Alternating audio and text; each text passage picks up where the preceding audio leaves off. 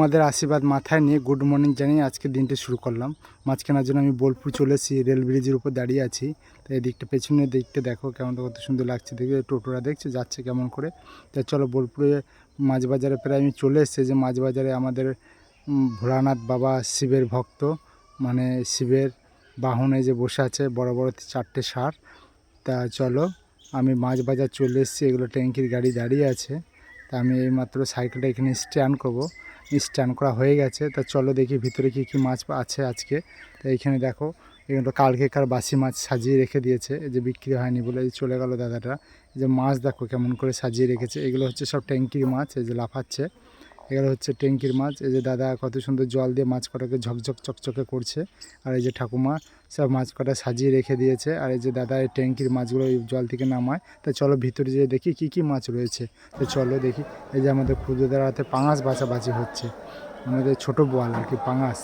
দেখো কেমন করে বাছাবাছি করছে, একজনের জল মারছে আর তিনজনের বাছাবাছি করছে ছোটো বড়ো। আর এইদিকে বাবুদার আড়তে এদিকে চিংড়ি, এইদিকে আবার অশোকদার আড়তে সে একই ট্যাঙ্কির মাছ রয়েছে সাজানো। তা চলো মাছে আজকে অনেক দাম, তোমাদের আমবাজার থেকে একটু ঘুরিয়ে নিয়ে আসি। তো চলো দেখি আমবাজারে। তা চলো আমবাজারে একটু।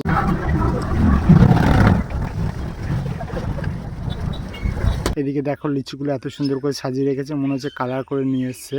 এদিকে আবার আমার ডাক শুরু হয়ে গেছে, ঠেলাঠুলি দিয়ে লোক সরাই আমি ভিতরে চলে আসলাম। এই যে এই কাকুটার আমের আড়ত। তা যাই হোক কাকুটা আমের আড়ত ডাক শুরু হয়ে গেছিলো, এটা 30 টাকা ডাক গেল। এই যে আম ডাক শেষ হয়ে গেছে, বেশ আমি এখন চলে এলাম মাছ বাজারে আবার। আর এইদিকে একটা মাছ আছে বড় ব্রিকেট, সিলভার ব্রিকেট, একটাতেই 5 কেজি 200 ওজন, যে দেখালাম তোমাদেরকে 5 কেজি 200। তো যাই হোক এখানে আমেরিকান মাছও ডাক হচ্ছে কত সুন্দর করে। আমার মাছ তো কেনা হয়ে গেছে, চলো তোমাদের দেখাই আজকে আমি কি কি মাছ নিয়েছি, তোমাদের দেখাচ্ছি। এইখানে দেখো বাটা আছে, সিলভার আছে, রুই আছে, পাঙাশ আছে।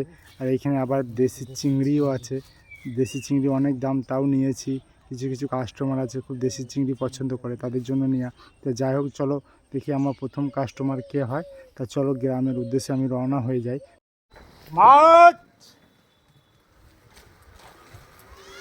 মাছ তাড়াতাড়ি শেষ হয়ে গেছে, তাই আমার গ্রামের রাস্তায় পৌঁছে গেছি। আর সবার শেষে একটাই কথা কইতে চাই, আমার মাছ কাটা ভিডিও তোমরা দেখতে পাও না কেন জানো? আর কেউ ভিডিও করার কেউ থাকে না, ওই জন্য তোমরা দেখতে পাও না।